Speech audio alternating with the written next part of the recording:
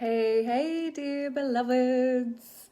Here I am, and I am very excited to share some new content with you. Let me just make sure I've got my setup all right. There we go. Maybe that's all right. It seems to want to include my beautiful picture, so that's what we're going to do from the amazing artist Emma Stenhouse. And I am here to talk about leadership in a particular kind of way. And I'm very excited about this evolution because I've been talking about leadership in spirituality for a long time now. It started with a program called Higher Power.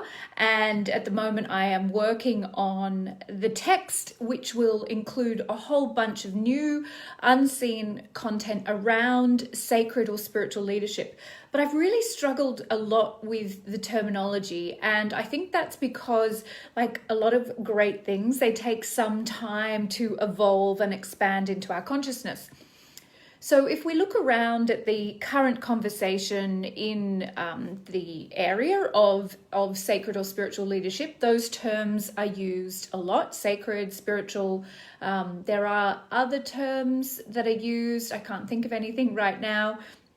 But there's a lot of amazing work. I do believe we're in a zeitgeist around this new idea of power and this new idea of leadership. And for me, I've always taught leadership through an understanding of power, because I don't believe that leadership and power can ever be separated. When you are offered or create power or create leadership in your own life, in your service, or if power is and leadership is thrust upon you, you can hear even the way I'm talking about it, they're inextricably linked.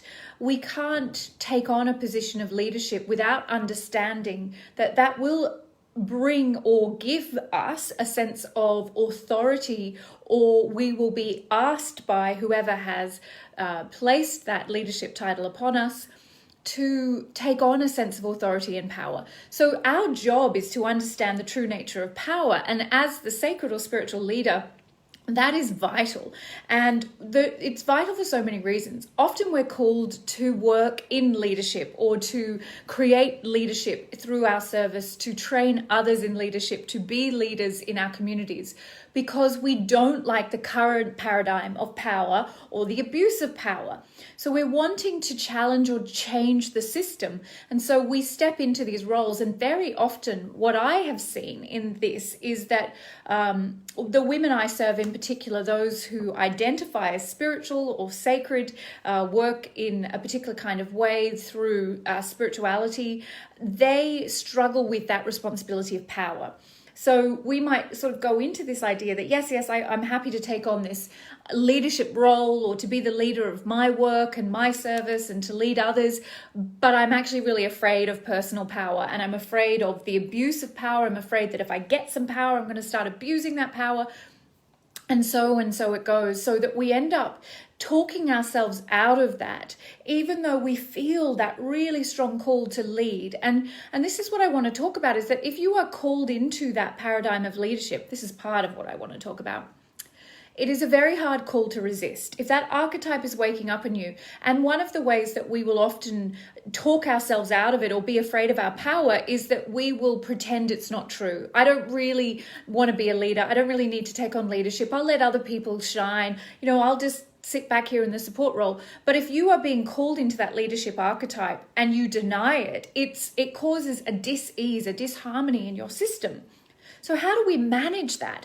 How do we manage that sense of I'm both being drawn towards the archetype of the leader and to step into leadership, and at the same time I'm terrified that I'm not ready for it, or I'm going to abuse it, or that maybe I'm just going to pretend I don't really want it, or all of these false humility ideas that we'll sit back from our true calling because of this fear. Especially in Australia, we have this thing called the tall poppy syndrome. This fear that I'll look like I'm big noting myself, or that I'll be judged. But this is when we need to understand the true nature of spiritual or sacred power. And that's why I'm so excited that I found a new language or a new way to language my discussion around leadership, because sacred or spiritual has felt too done, too used, and too ambiguous to really offer anything of great value. So in my upcoming book, which I'm working on 2 at the moment, this one is going to be the second one to be released later in the year, called Superconscious Intuition, I'm going to be diving deep into leadership. And what I have come to understand is the way that I will be defining that leadership is superconscious leadership. Because even in the title, we are helping ourselves to understand the true nature of the power that we're being called into when we're called into the archetype of the leader. The superconscious leader is one who is aligned with superconsciousness. And what is superconsciousness? Well, I don't have a picture. Maybe I do. No, I won't bother trying to show you right now. But if you were to look at the layers of consciousness as I teach them, we have the reasoning conscious mind, which is our human identified, ego identified self, our personality, that part of us that we're very conscious of, that we present to the world, you know, the choices we make about how we dress, the way we decorate our homes, all of these are part of your outward persona that you curate so that others will have a perception of you. And we would love to think that that's the level that we're building our lives from, but of course it isn't. It's our subconscious, that 90% of the iceberg below the water, which is where we are majority of the time operating from. And our task as for me, as the superconscious leader, as the intuitive intelligence trainer, as the fear huntress, is to live my life in devotion to moving my subconscious program from fear dominant, which is how the majority of the world operates, to love dominant. And we do that by going hunting our subconscious fear programs and clearing them out from that basement, right? So not to go too far into that, but that subconscious is that the storehouse, if you like, of all of the beliefs that are truly informing your reality, not the reasoning conscious mind. We'd love that. It would be so much easier if it was just what we thought that we wanted that informed the creation of our waking life, but it isn't. So we can align the subconscious with the subtle body or the energy field. And that subtle body or energy field is the part of us that's in communication with the one mind or the unified field. And as a spiritual leader, sacred leader, or in my language, a superconscious leader, we aren't just showing up to the world in our muggle self. The very purpose of calling ourselves a sacred leader is that we are identifying our work as being part of the spiritual conversation, the non-dominant senses conversation. We're talking about the spiritual nature of reality and those that we serve, right? So we are tuning into, when we're clearing out our subconscious as far as possible, we're tuning into that one mind. We're tuning into that unified field that's all around us, which is also known as the superconscious. That part of us that we're always connected to. But if we're stuck in our fear stories, if we've got unmet subconscious fear in that subtle body, it's very hard to connect to. But when we have done the work, the shadow work, and we've really cleared out those programs, we open our field to that superconscious field with much more ease and grace. And then we begin to understand the truth. And this is where we can get over our fear that we're going to take power and abuse it, or that we're not worthy of power, or that the power is too big a responsibility, or whatever other story we've got going on. And we begin to understand that our task as the spiritual, sacred, superconscious leader is to be the demonstration, right? Our job is to be the demonstration. So we do the deep work. We are willing to go where others have not yet gone. We're willing to lead ourselves into that clearing out of our dominant fears and open ourselves to our true power source, which is the superconscious mind, the God mind.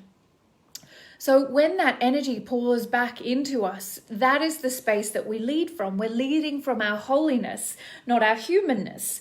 So we aren't going to fall into those traps of the abuse of power. We're not going to fall into believing that I've been chosen, I'm special, I've got something that no one else has got. We are all one with the one mind of God. That is the true nature of all of it. But that power that we have when we tap into our superconscious state of being is that willingness or that capacity to see that this is not my personal power, this is God's power.